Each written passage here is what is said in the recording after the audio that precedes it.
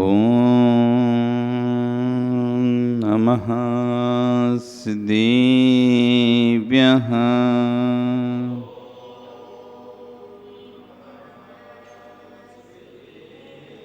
ॐ नमः सिद्धेभ्यः।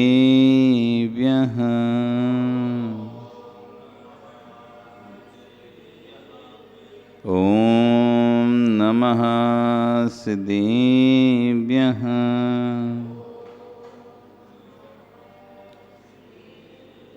तेरी अड़िए खगिड़ाए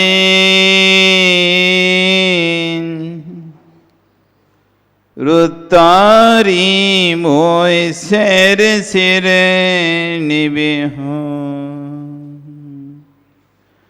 आयरी राऊ पसियो परवादीण्यो भव्य जी लोए। नमो अरियंताणम नमो सिद्धाणम नमो आयरियाणम नमो वज्रायाणम नमो लोई सब्यसाहुणम। अनंत अनंत से परमेष्टि भगवानी की, आदिर आदिनाथ भगवानी की, वर्तमान शासन महावीर भगवानी की, आचार्य कुंद कुंदेव स्वामी महाराज जी की, आचार्य विश्व सागर जी महाराज जी की, अहिंसा में विश्व धर्म की।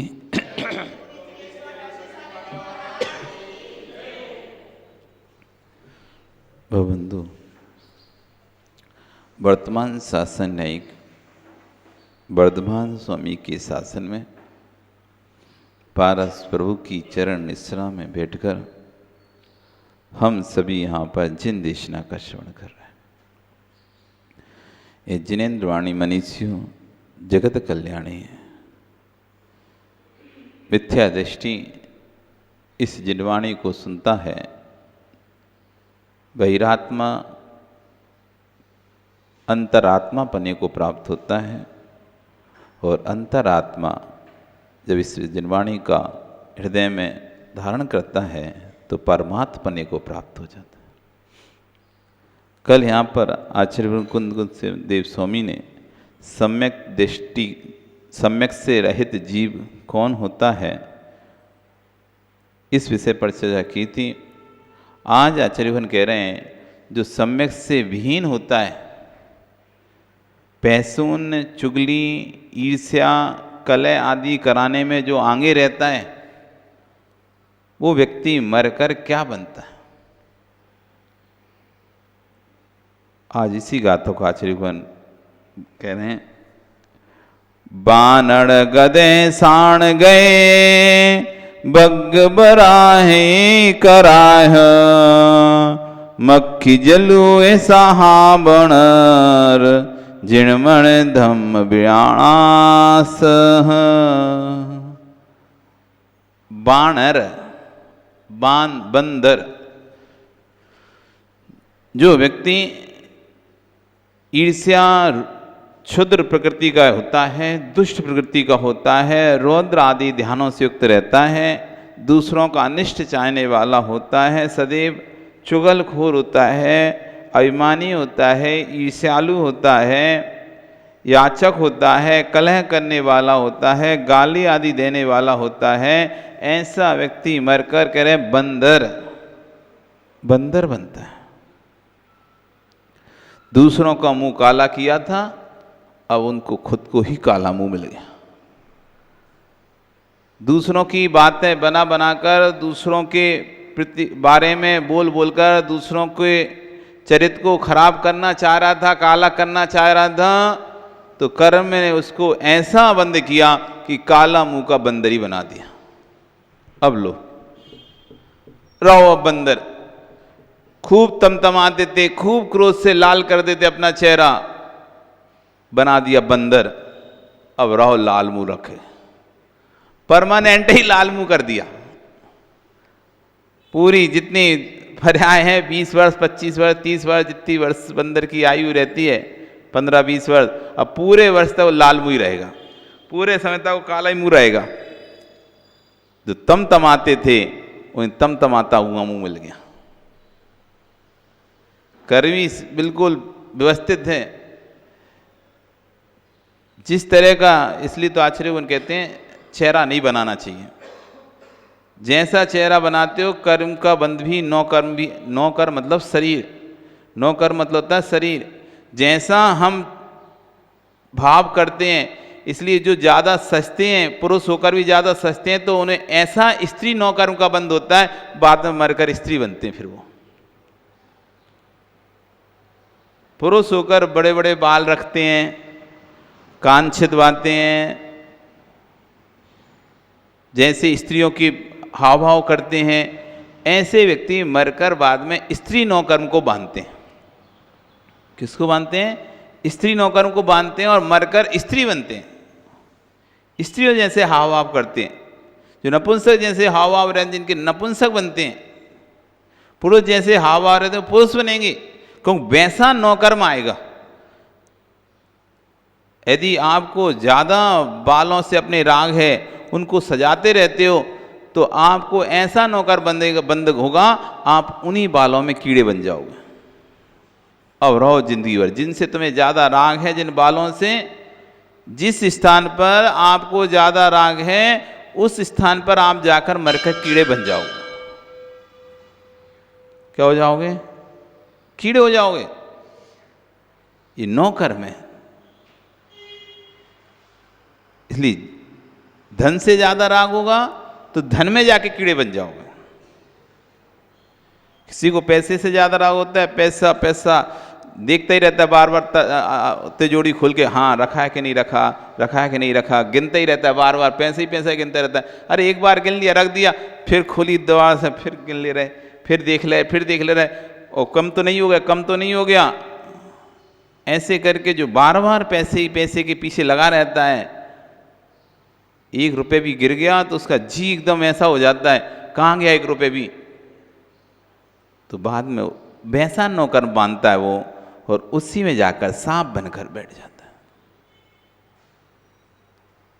ये नौकर्म है। कर्म नौकर्म। कर्म है असाता वेदनी कर्म, कर्म है असाता वेदनी कर्म। भूख लगना असाता वेदनी कर्म का काम है। आपको जो भूख लगती है वो असाता वेदनी कर्म की वजह से लगती है, साता नहीं रहती। अब असाता उदय में आ गई तो आपको भूख लग रही है, अभी साता वेदनी कर्म को उदय चल रहा है, इसलिए भी आपको भूख नहीं लग रही। लेकिन कर्म को भी जबरदस्ती उकसाने वाला कोई कर्म है तो नौ कर्म है। कर्म शांति से बैठा हुआ है, वो अपने समय पे आएगा। लेकिन कुछ लोग होते हैं उकसाने वाले होते हैं। एक व्यक्ति शांत बैठा है, उसे कुछ नहीं है, लेकिन दूसरा व्यक्ति आएगा, अपने समय पे आएगा वो, लेकिन दूसरा व्यक्ति जबरदस्ती उंगली कर करके उसको उकसा दिया। ऐसे ही कर्म को उकसाने वाला होता है नौ कर्म। कर्म अपने समय पे आएगा। असाता वेदनी 9 बजे का समय है, 9 बजे, 10 बजे, 11 बजे, 12 बजे, 1 बजे, जिसको जब भूख लगती है वो उतने समय पे कर्म का उदय आएगा उसका। लेकिन इसी बीच में 9 कर्म आके खड़ा हो गया, किसी ने अच्छे पकवान आके सामने रख दिए, अच्छे अच्छे पकवान सामने ला के रख दिए। खाना तो 9 बजे का था, लेकिन 10 बजे खाने का समय था, लेकिन पहले से टेबल पर किसी ने ला के अच्छे लड्डू, अच्छे पकवान, अच्छी कचौड़ी, जलेबी ला के रख दिए। अब आपका मन नहीं मान रहा, अरे खा ले रहे, खा ले रहे, खा ले रहे। ओ उधीना हो गई आपके कर्म की। उस 9 कर्म ने, वो लड्डू आपके भूख के लिए, साता वेदनी कर्म के लिए 9 कर्म था। कैसा था? 9 कर्म था। आपके परिणाम अभी अच्छे हैं, है ना।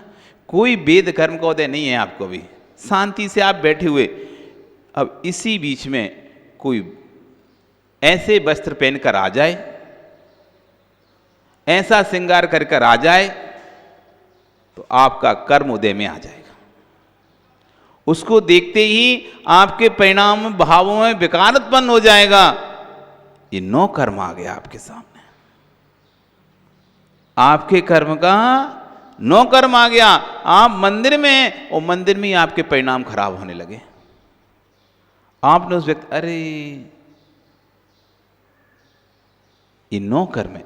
इसलिए मंदिर में कभी ज़्यादा सदस्य नहीं आना चाहिए, क्योंकि आप 9 कर्म हो सकते हो, किसी के लिए बन सकते हो 9 कर्म, किसी के 9 कर्म बन सकते हो, इसलिए 9 कर्म ना बनो, इसलिए सामान्य आओ।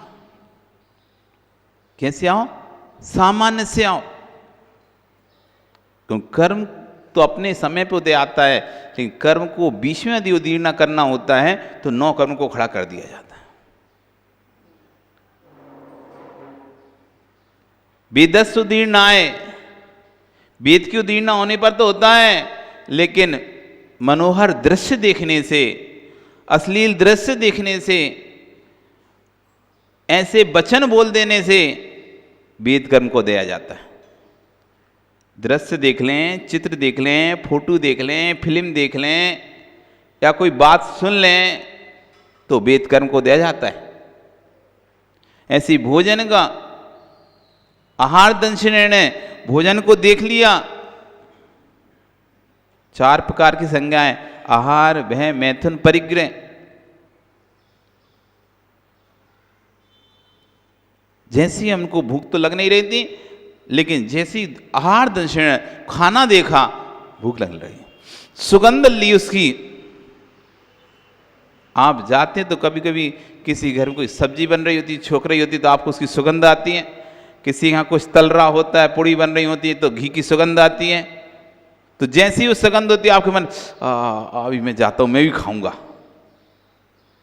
आहार दंशिण तस्य उपयोग, उसमें उपयोग जाने पर, व्यापार आप कर रहे हैं, व्यापार में आपको भोजन के लिए उपयोग नहीं है, तो भोजन के लिए उपयोग नहीं तो आप भूख भी नहीं लग रही है आपको, क्योंकि इतने ग्राहक हैं, कस्टमर हैं कि आपका समय नहीं है भोजन करने की, सोचने का भी समय नहीं मिल रहा आपको।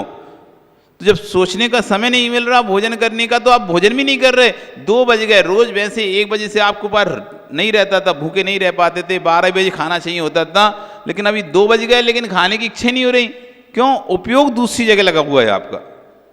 कोई टेंशन है, कोई चिंता है, कोई आपका कोई मित्र या आपका घर का कोई सदस्य अस्पताल में भर्ती है, एक्सीडेंट हो गया है किसी का, तो आप भले 12 बजे खाना भूख लगती थी, लेकिन आज किसी का एक्सीडेंट हो गया 10 बजे, आप 4 घंटे से अस्पताल में बैठे, ना भूख लग रही ना प्यास लग रहा आपको, उपयोग नहीं जा पा रहा। और जैसे ही उपयोग जाता है बहुत तेज भूख लग रही है, सुबह से कुछ खाया नहीं है, बहुत तेज भूख लग रही है, सुबह से कुछ खाया नहीं, क्योंकि अब आपका उपयोग उस खाने पर चला गया है। तो जैसे ही खाने पर तस् उपयोग जाने पर भूख लगने लगती है। पेट के खाली होने पर ठीक है, कभी कभी ऐसा होता है भूख लगने लगती जल्दी, आज जल्दी भूख लग रही है, आज पेट बहुत खाली है हमारा। रोज समय पे 11 बजे भोजन मिलता था तो सामने वाला उसी हिसाब से 11, लेकिन आज आप 10 बजे से लगे हो चिल्लाने, आज खाना कुछ दो, कुछ तो खाना दो, आज बहुत तेज भूख लग रही है हमको। रोज नहीं चिल्लाते थे, लेकिन आज पेट खाली हो गया हमारा, अच्छे से पेट साफ हो गया, कुछ हो गया तो पेट खाली हो गया, भूख खुल गई, तो ओम को उठाए, को उठा के खाली होने पर, पेट के खाली होने पर भूख लगती है। और उदीर्ण आए, साता असाता कर्म की उदीर्ण होती है, उसके कारण वेद कर्म की, वेदनी कर्म की उदीर्ण होने से, ये तो मूल कर्म हो गया वेदनी कर्म की उदीर्ण। फिर 9 कर्म कौन कौन है? आहार को देखना, पेट का खाली होना और उसमें उपयोग जाना। ये आहार संज्ञा, ऐसी भय संज्ञा, ऐ भीम दर्शेण, बहुत भयंकर दृश्य देख लिया आपने, आपके अंदर भी डर है, लेकिन अभी आप निडर होकर बैठे हो, अचानक बहुत तेज कोई चीज गिर जाए, आवाज हो जाए तो आप डट जाएं क्या? कोई भयानक दृश्य देख लें आप, ऐ भीम दर्शन, भयंकर दृश्य देखने से, तत्सोपयोग है, उसमें उपयोग जाने से, खाली कमरे में आप आए, आपको पता नहीं था कमरे में कोई नहीं है, आपको कमरे डर लगता था, लेकिन आपको ये नहीं पता था कमरे में कोई है नहीं है, तो आपको डर नहीं था। लेकिन जैसे ही आप ऊपर कमरे आए और कोई ने पीछे से ऊपर है कोई नहीं, तुरंत आप डर गए, अरे कोई नहीं है, हम तो सोचे थे कोई है ऊपर, इसलिए हम ऊपर तक आए थे, नहीं तो हम नीचे से ऊपर नहीं चढ़ते। तस्सुपयोगेन अयि भीम दर्शन तस्सुपयोग, उसमें उपयोग जाने पर भय संज्ञा जागृत हो जाती है।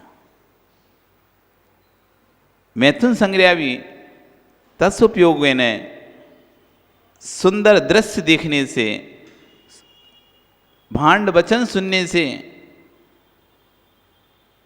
वेद संज्ञा जागृत हो जाती है। मैथुन संज्ञा उसमें उपयोग जाने से परिग्रह धन संपत्ति की देखने से, दूसरे का वैभव देख लेने से परिग्रह संज्ञा हमारी जाग जाती है। किसी के पास गाड़ी है, अरे हमको भी ऐसी गाड़ी लेना है। अभी चल रहे थे, कोई ज़्यादा मन में नहीं था, आपके पास सामान से गाड़ी थी, लेकिन जैसे ही आपने किसी की अच्छी गाड़ी देखी, आपके मन में क्या आता है, हमको भी ये गाड़ी लेना है। किसी गले में अच्छी सी चेन देख ली, सोने की अच्छी कुछ देख लिया, तो आपको भी लगता है हम भी ऐसी चेन पहनेंगे, हम भी ऐसी चेन खरीदेंगे, ऐसी अंगूठी खरीदेंगे, ऐसा घर बनाएंगे, ऐसे कपड़े पहनेंगे, ऐसी साड़ी पहनेंगे। मतलब जो भी हम जैसे किसी दूसरे का परिग्रह देखते हैं, वो देखने से हमारे अंदर परिग्रह संज्ञा उत्पन्न हो जाती है, हमें भी ये चीज़ चाहिए। बस मोबाइल देख लिया किसी का, अच्छा अब मुझे भी ये मोबाइल चाहिए। कोई चीज़ देख ली, हमें भी ये घर में चीज़ चाहिए। आप किसी घर में बैठने गए और आज ने अच्छा पंखा सा देगा, अब हमें पंखा ही चाहिए। पंखा तो छोड़ो, आप किसी के घर में गए और वहाँ पर जाके आपने उसका टॉयलेट उपयोग किया, तो उसके टॉयलेट में कोई चीज़ आपको अच्छी लगी, वॉश बेसन ही, अब ये बॉय बेसन हमें चाहिए। अब जाके हम अपने घर में अपने मकान, नया मकान बनाएंगे तो ऐसे ही वाला बनाएंगे, ऐसे ही वाला नल लगाएंगे, ऐसा वाला साबल लगाएंगे, ऐसा वाला टब रखेंगे। मतलब वो टॉयलेट में जो जो चीज़ थी वो सब अब आपको चाहिए, आपको अच्छा लगा। तो वस्तु के देखने से, वस्तु के देखने से परिग्रह संज्ञा जागृत हो जाती है, लोभ संज्ञा जागृत हो जाती है। नहीं नहीं, अब अपने भी चाहिए ये चीज़। अभी तक मन था नहीं, उसी में रह रहे थे, इतने सालों से टूटे फूटे में जा रहे थे, कर रहे थे, लेकिन किसी घर में जाके अच्छा देख आए और उसने ये बता दिया हाँ इतनी रेट का है, और तुमने देखा अपने तो बजट में है, तो ठीक है अब तो यही चाहिए हमको। तत्सुपयोग, उसमें उपयोग जाने पर, इतने दिनों से उपयोग नहीं गया था, टूटा फूटा था, लेकिन अब घर में कोई शादी वगैरह का फंक्शन आने वाला है अथवा मेहमान आने वाले हैं, तो आपको उपयोग चलेगा, अरे ये चीज़ तो बदलना है हमको, ये सोफा सेट तो अच्छा नहीं लग रहा, लोग बाहर से आएंगे, अब शादी का समय लोग आएंगे तो अच्छा पर्दा चाहिए। अच्छा अब उपयोग चला गया, पहले वस्तु में उपयोग नहीं जा रहा था, चल रहा था जैसा काम चल रहा है चल रहा था, लेकिन अब उपयोग गया, क्योंकि फंक्शन कोई होने वाला है, तो फंक्शन होने वाला तो हम देखते हैं कौन सी चीज़ खराब है, इसको हटाओ, नहीं लेके आएंगे, नवीन लेके आएंगे। तो नवीन लेने के चक्कर में परिग्रह को बढ़ा लेते हैं, तो उससे परिग्रह संज्ञा जागृत हो जाती है। तत्सुपयोग, उसमें उपयोग जाने से। तो जिस तरह हमारा उपयोग होता है वैसा नौकर्म हमारा तैयार हो जाता है। इसलिए जो अधिक क्रोध कर रहे हैं, जिनके चेहरे लाल लाल तमतमा जाते हैं, वो लाल मुंह के बंदर बन जाते हैं। जो दूसरों के चेहरे को काला करना चाहते हैं, वो लंगूर बन जाते हैं काले मुंह के। रहो, अब तुमने दूसरों का एक बंदर जो काले मुंह के हैं, ये काला मुंह मिला कैसे? आचार्य भगवान कह रहे हैं इन्होंने ईर्ष्या से अनिष्ट, दूसरे का अनिष्ट करना चाहता, दूसरों का मुंह काला करना चाहता, दूसरों की बदनामी करनी चाहिए थी, तो आज इनका ही मुंह काला हो गया। बानर, बंदर, गधा, गधे, गधा, गधा बनते हैं। जो दूसरों को हीन देखते हैं, अभिमान में अपने सामने दूसरों को तुच्छ समझते हैं, मैं हूं सो कोई नहीं, मैं ही सबका भार, मैं ही सबको चला रहा हूं, मैं ही पूरी समाज को चला रहा हूं, मैं नहीं हूं तो कोई काम ना होगा यहां पर। ऐसे अभिमान में जो रहते हैं, मेरे ऊपर ही पूरी समाज का दारोमदार है, भार है, घर का भार है, तो ठीक है, तुम्हें भार चाहिए था ना, अब गधा बना दे, पूरे समय भार ढोते रहो। भार वहन करना था ना, बहुत शौक था भार वहन करने का, कि मेरे ऊपर ही सारे घर का दारो मदार है, बाहर है, मैं ही चलाता हूं, ऐसे ईमान में डूबा रहता था। मैं ना हूं तो पत्ता ना हिले, यहां पे व्यवस्थाएं ना हो, ऐसा जो ईमान में निरंतर चूर रहता था। ठीक है, अब तुम बाहर को बहन करो, अब मट्टी को ढो कंधे पे। ढोने का शौक था ना, इस बात का ईमान था कि मैं मेरे कंधे पर जिम्मेदारियां हैं, मुझे करना है, मुझे करना है, इस ईमान में डूबा रहता था। तो तुम्हारे कंधे पे ही फिर रख दिया वचन, बाहर वाहक, बस और कोई काम ही नहीं उसे गधेगा। तो कोई गाड़ी में जोतना नहीं, कुछ करना नहीं है, बस वचन को ढोना है। बाहर भागवाने गधा, देखो आप बिल्कुल जैसा ईमान था, लो तो ढोने का बहुत शौक था ना, तो गधा बन जाओ। कर्ता बनने का ज्यादा शौक था, मैं ऐसा करता हूं, मैं ऐसा करता हूं, मेरे बिना कुछ नहीं होगा, मैं ही चलाता हूं, मैं ही चलाता हूं, मैं ही, मेरी कंधे पर जिम्मेदारियां हैं। तो जिम्मेदारी पैदा कर दी, गधा बन गया। फिर आ रहा है सांड, श्वान, कुत्ता।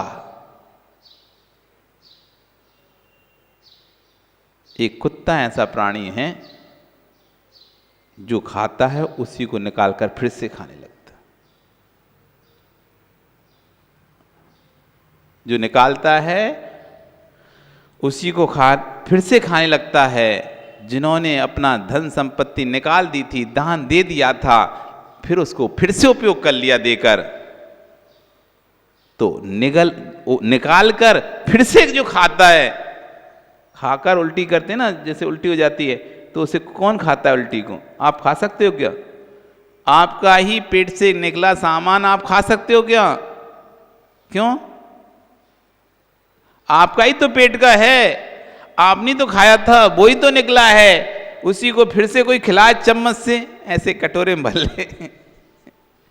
आप करते जाओ और एक कटोरे में भरते जाए वो, और फिर कहेगी अब क्या जितना निकल गया वापिस उसको खाओ।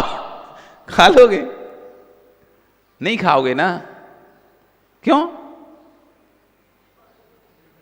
एक बार छोड़ दिया, अब उसको खाता नहीं है। लेकिन श्वान एक ऐसा प्राणी है जो निकालने के बाद फिर उसे चाट लेता है।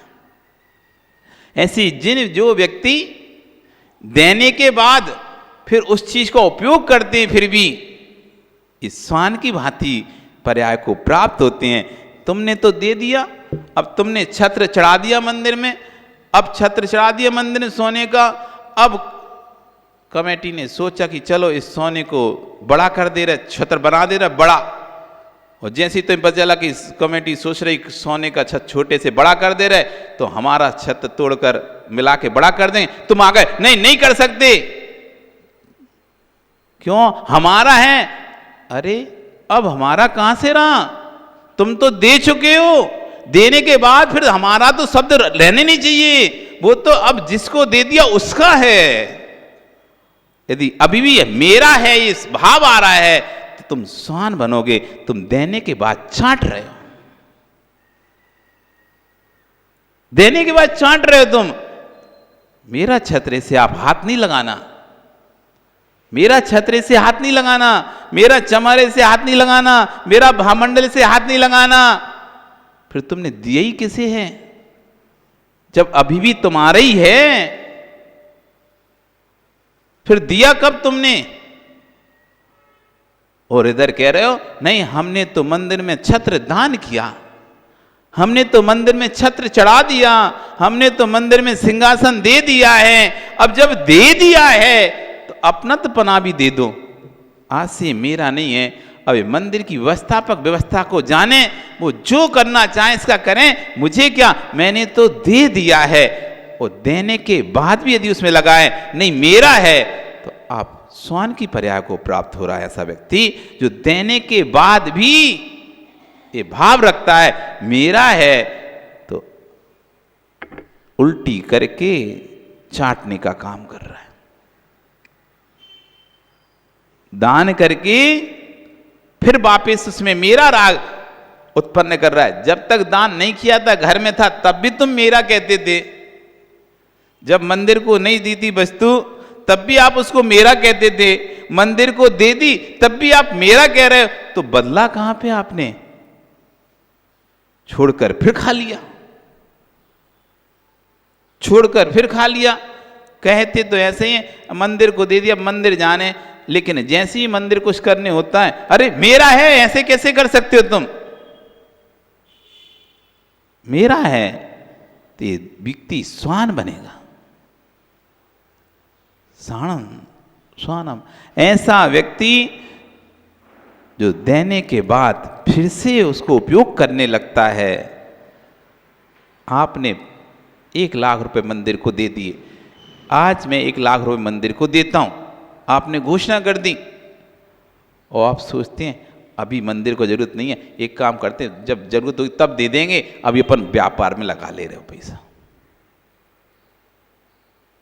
अभी मंदिर में जरूरत नहीं है, जरूरत नहीं तो क्या करेंगे देखे, अभी क्या काम है? कोई काम तो है नहीं, मंदिर में पड़ा रहेगा, तिजोरी में पड़ा रहेगा, बैंक में पड़ा रहेगा। जब मांगेगा मंदिर के लोग तो हम दे देंगे उसी दिन, तब तक अपन व्यापार कर ले रहे उससे, पैसे से।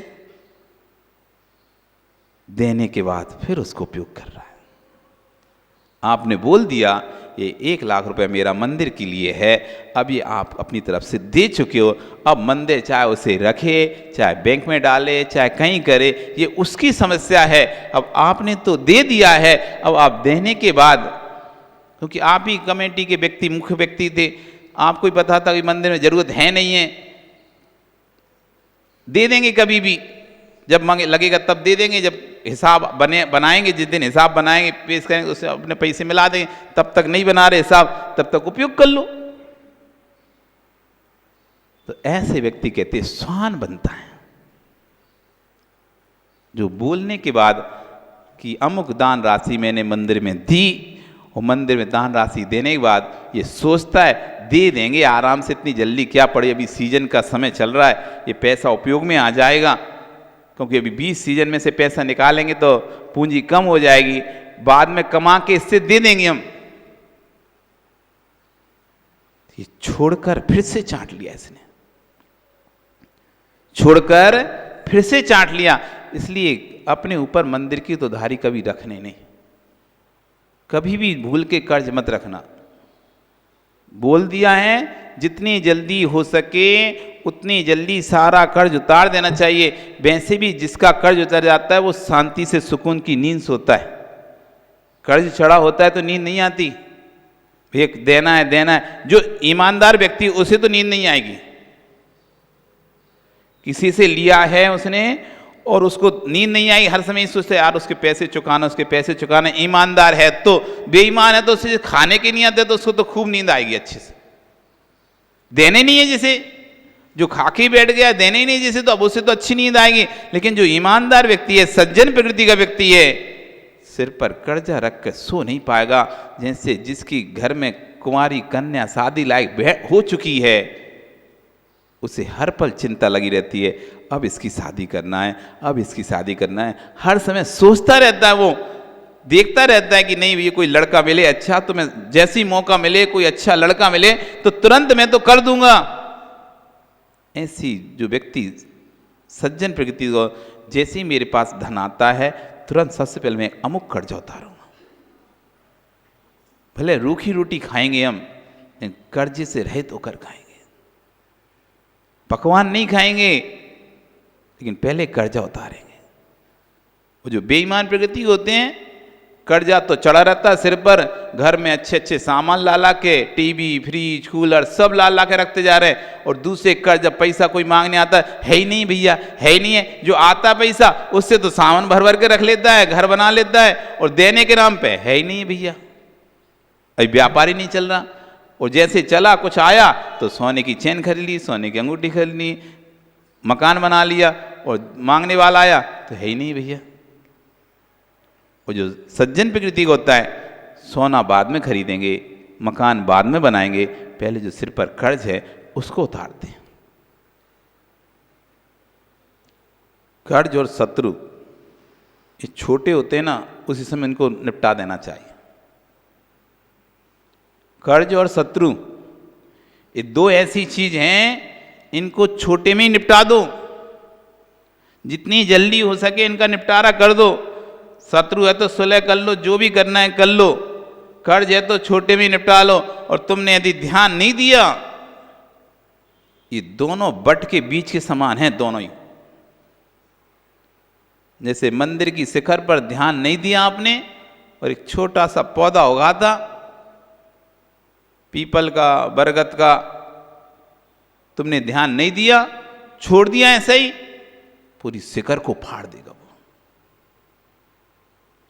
जाओ आप जगह जगह पुराने मंदिरों में, शिखर ऐसे टुकड़े हो रहे हैं, पीछे दरार पड़ गई, दीवालों में दरार पड़ गई, ऐसी मोटी मोटी वो बरगद का, पीपल के पेड़ की जड़ निकल आई है। अब तुम हटा रहे हो, अब तो हटनी नहीं, क्योंकि उसने अच्छी तरह से जड़ फैला ली है। अब तो पूरी दीवार ही तोड़ना पड़ेगा, पूरी शिखर ही तोड़ना पड़ेगा, तब जाके वो सही होगा।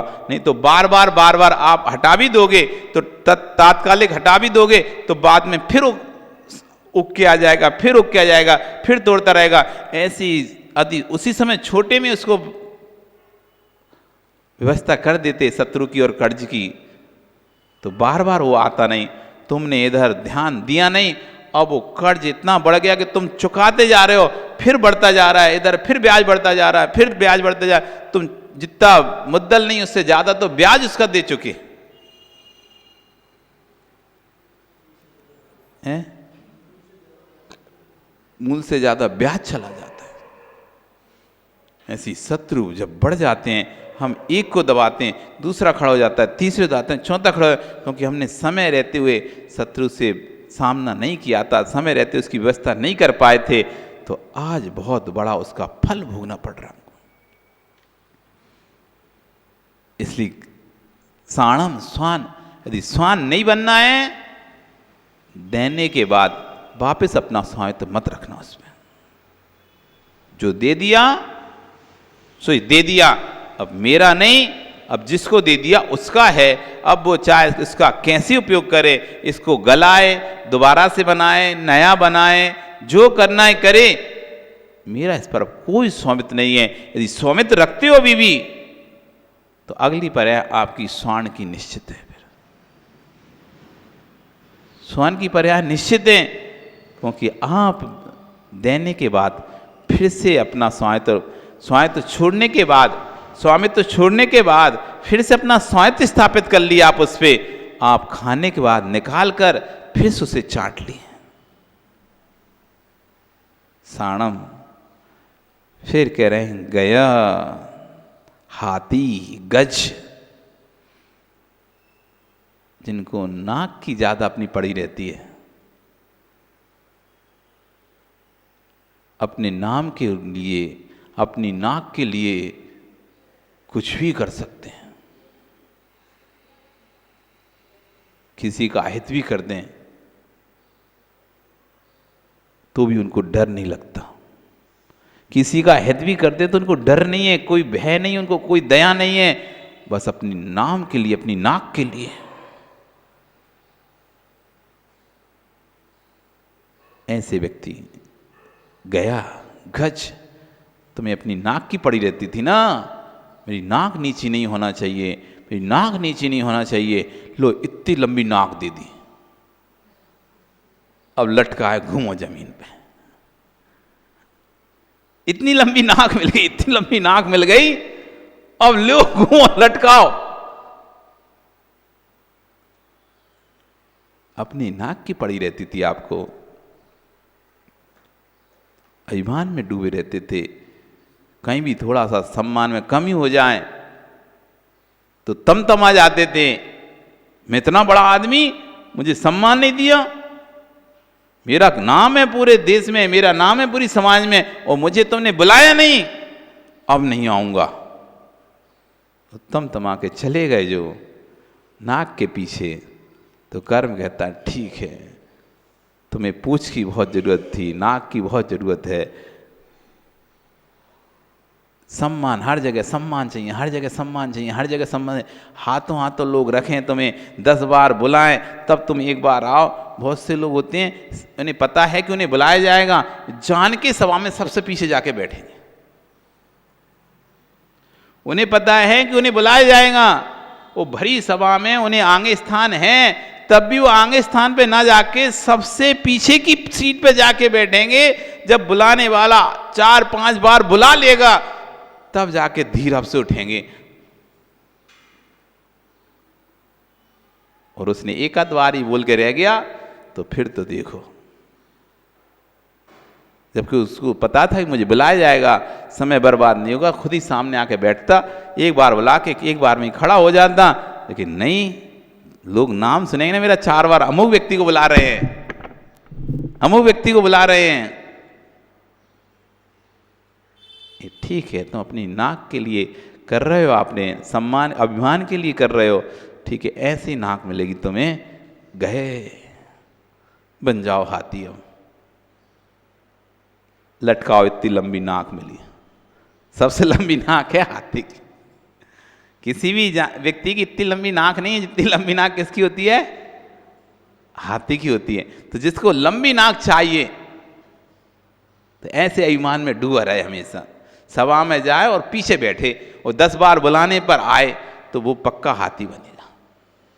यदि हाथी बनना है तुमको अनिल, हाथी बनना है तो क्या करना पड़ेगा, भरी सभा में पीछे बैठो, जब कई बार बुलाए तब जाके तुम उठ के आओ बाद में। और इतने में कार्यक्रम शुरू हो जाए, तुम आए तब तक इतने में कार्यक्रम शुरू हो गया, तो फिर लड़ो, हमें बुलाए नहीं, अरे इतनी देर से तो बुला रहे थे, तुम आ कहां रहे थे, अब दूसरे को बुला लिया। कभी कभी हो जाता है ऐसा, किसी को बुलाते हैं वो आ नहीं पाता, सोचा कि नहीं आ रहा, चलो ठीक है दूसरे को बुला ले, और दूसरे को बुला लिया, बेचारे का पत्ता कट गया, अब वो गुस्सा हो रहा है। तो नाक के चक्कर में गए हाथी, फिर कह रहे हैं बग्ग, बाघ, जो पीछे से छुपके छुपके जो चुगलियां करता है, बाघ, घात लगाकर हिंसा करने वाला बाघ। बाघ जो होता है वो घात लगाए बैठे थे ऐसे छुमा के, और जैसी कोई जानवर दिखता है तुरंत आक्रमण। ऐसे जो बैठे रहते हैं मौके के इंतजार में, तलाश में बैठे रहते हैं, आने दो मौका तब मैं बताऊंगा तुम्हें, आने दो मौका तब बताऊंगा मैं तुम्हें, अरे अभी निपटा लो, नहीं अभी नहीं निपटा दे, मौका आने दो, अभी नहीं निपटाते, समय आने दो तब बताएंगे इसे अपन। जो समय की तलाश में बैठा रहता है और बैर बांध कर बैठ गया है, समय आएगा तो हम बताएंगे, समय आएगा तो हम बताएंगे। और अंदर ऐसा बैर बांध के बैठा है और समय आने पर घात करता है जो व्यक्ति, ऐसे नौकर को प्राप्त होता है, बाघ बन जाता है, बाघ। अब बैठे रहो तुम, समय लगा के नहीं, घात लगाए बैठे रहो वहां पे जानवर की खोज में। झाड़ियों में छुपकर बाघ क्या करते हैं, झाड़ियों में छुप जाते हैं, झाड़ियों में छुप जाते हैं और एकदम ऐसे दुबक के बैठे रहते हैं जैसे कोई है ही नहीं वहां पे। और जैसी कोई छोटा जानवर, बड़ा जानवर, हिरण वगैरह कोई भी निकलता है तो तुरंत एकदम झपटा मारते हैं। तो ऐसी जो बिल्कुल शांत रहते हैं, शांत रहते हैं, और जैसी मौका मिला वो तुरंत अपना रंग दिखा देते हैं, वो बाघ जैसे होते हैं, बाघ। वो बाघ जैसे कर्म का बंद करके उनका नौ कर्म ऐसा तैयार हो जाता है, ऐसा नौ कर्म तैयार होता है, उन्हें त्रिंच पन्ने में भी बाघ पर्याय को प्राप्त होते हैं। इसलिए भैया जो है खत्म करो, घात के लिए मत बैठो, मैं देखूंगा इसका, क्योंकि ये जो आपका मैं देखूंगा ये परिणाम, ये आपके 9 कर्म तैयार कर रहे हैं अगले भव के लिए। 9 कर्म को तैयार कर रहा है ये आपके, जैसे भाव होते हैं वैसा 9 कर्म तैयार होने लगता है। बताएं, जैसे भाव होते हैं वैसा 9 कर्म तैयार होने लगता है। तो बाघ फिर कह रहे हैं, अगला आ गया बराह, सुअर। सुअर दूसरों की विष्ठा को खाने वाला, दूसरों की विष्ठा को खाने वाला सुअर सुअर बनता है व्यक्ति। कौन बनता है इस व्यक्ति सुअर? कौन बनता है नाली में लौटने वाला सुअर? कभी सोचा है?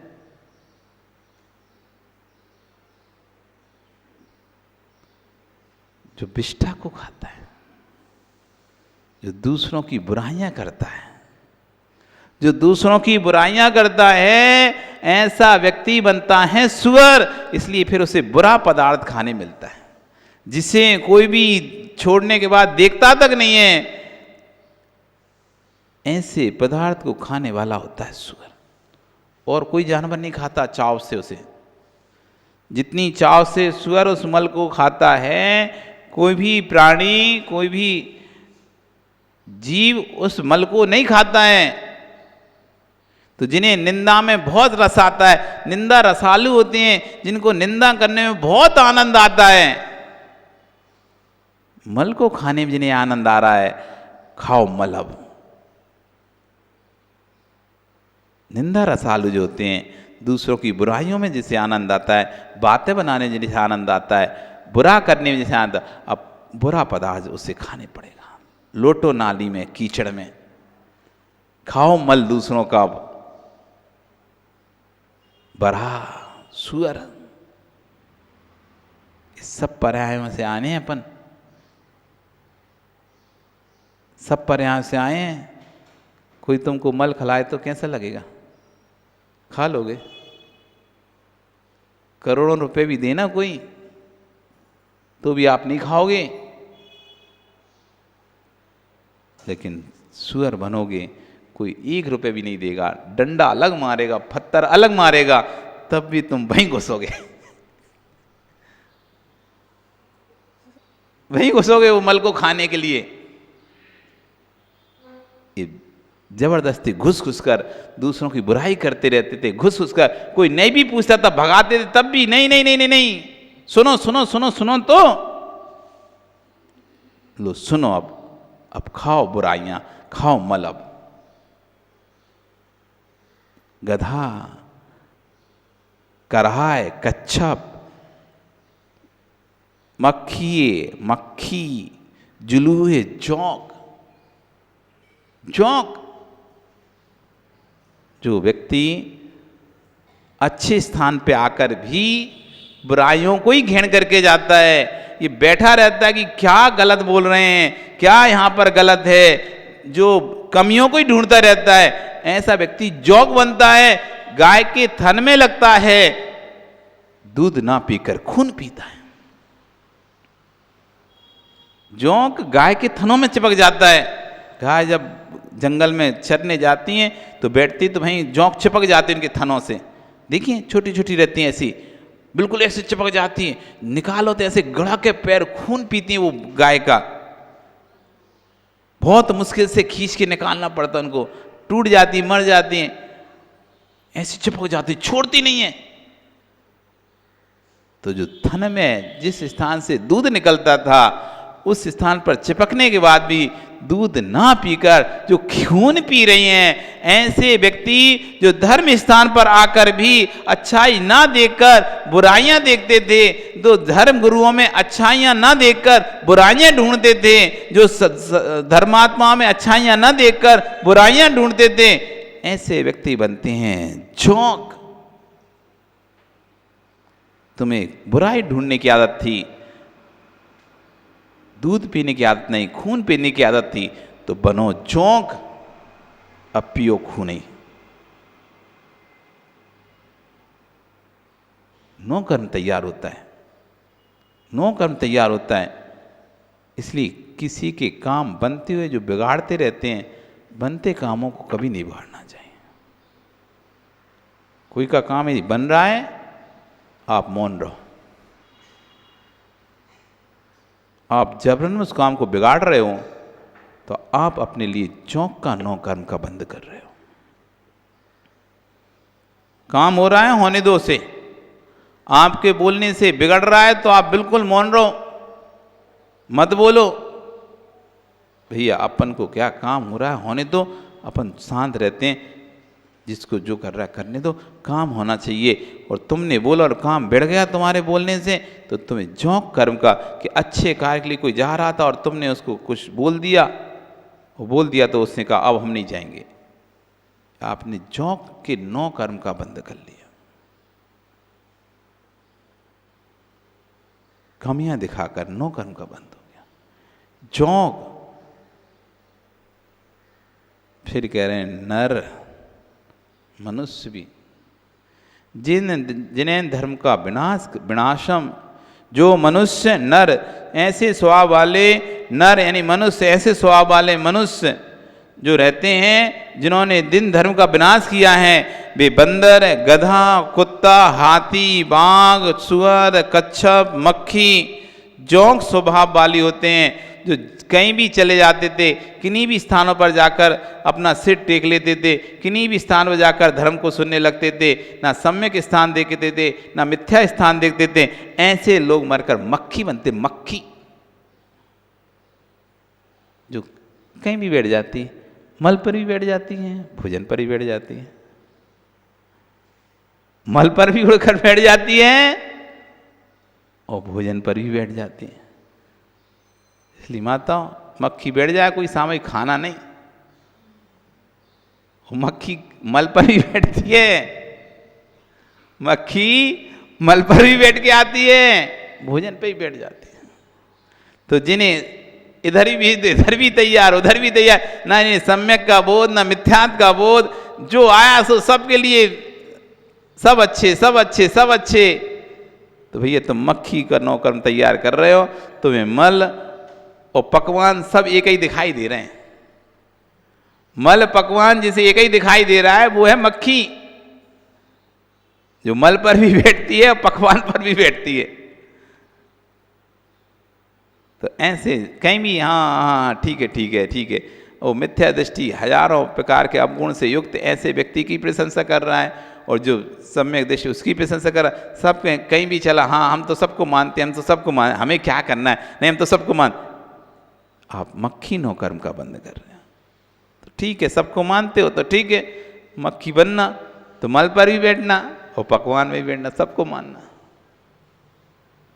मक्खी ऐसे व्यक्ति बंदर, गधा, कुत्ता, हाथी, बाघ, सुअर, कच्छप, मक्खी, जोंक, ये स्वभाव वाले मनुष्य जिन धर्म का विनाश करने वाले होते हैं, ऐसे मनुष्य जिन धर्म का विनाश कर देते हैं, इतने स्वभाव वाले मनुष्य से दूर रहना चाहिए।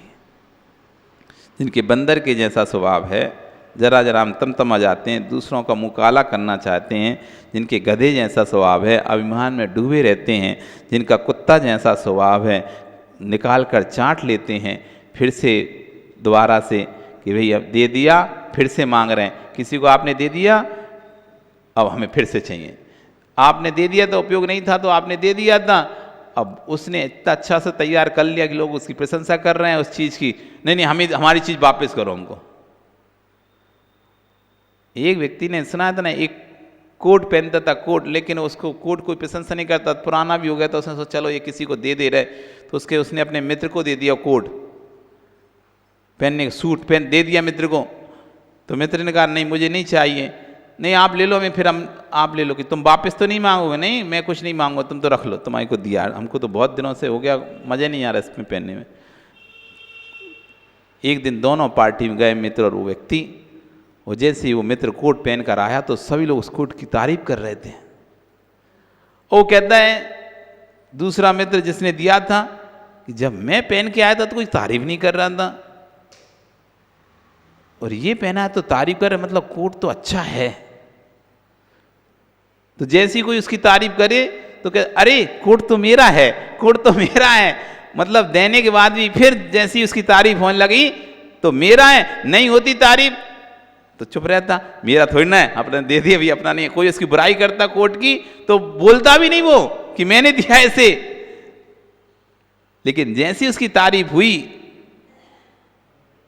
हमने दिया है भैया हमने।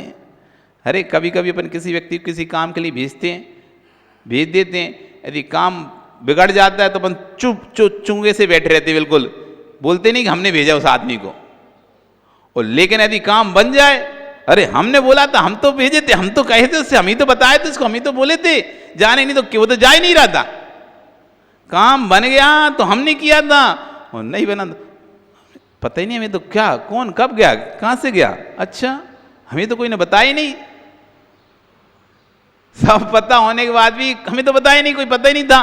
और जैसे ही काम बन गया तो सबसे पहले आके, अरे हम ही गए थे उसके घर में बोलने के लिए, नहीं तो वो तो सो रहा था, वो तो सो रहा था। तो ऐसे इस तरह के स्वभाव वाले जो मनुष्य होते हैं, इस तरह बंदर, गधा, कुत्ता, हाथी, बाघ, सुअर आदि फराग को प्राप्त होते हैं। इसलिए अपने स्वभाव को समझें, क्योंकि प्रत्येक कर्म का 9 कर्म तैयार होता है। जैसा हम 9 कर्म तैयार करते हैं वैसा हमारा आगे का भव तैयार होता है।